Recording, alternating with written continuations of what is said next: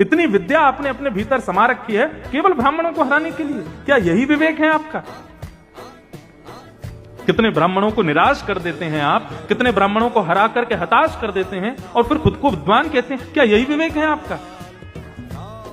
हरिराम व्यास जी तो मौन चुप बैठे, चेलाओं से कहा बाहर जाओ, गेट बंद करो।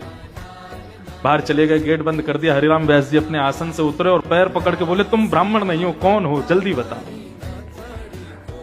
आप साधारण नहीं हैं, आप कौन हैं? रूप बदल करके आए हैं। इतना विद्वान तो मैं हूं कि मुझे पहचान है कि सामने बैठा व्यक्ति कौन है। आपके शब्द, आपके नेत्र मुझे अपनी ओर आकर्षित कर रहे हैं। आप साधारण नहीं हैं, कौन हैं? प्रकट हो जाइए।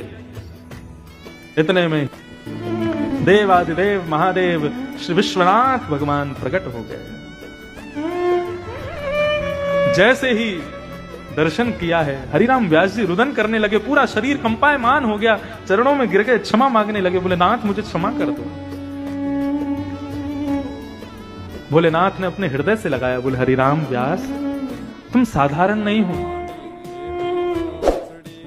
तुम बहुत विद्वान हो, लेकिन तुमको विद्वत्ता इसलिए प्राप्त नहीं हुई कि तुम ब्राह्मणों को हराओ।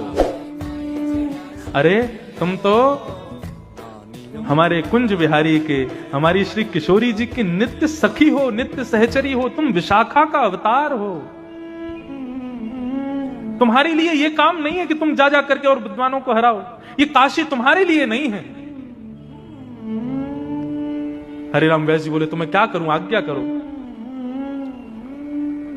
बोले अभी इसी वक्त वृंदावन चले जाओ और श्रीधाम वृंदावन में जाकर के सदा सर्वदा के लिए किशोरी जी के चरणाश्रित हो जाओ।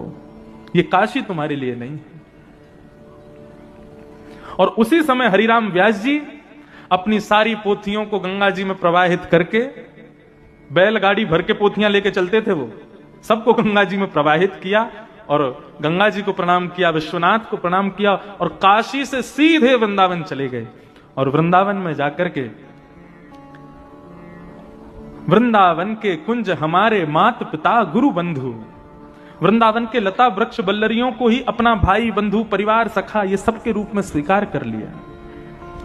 और तब श्री हरिराम व्यास जी ने एक पद गाया, किशोरी तेरे चरणन की रज पाऊं, किशोरी तोरे चरण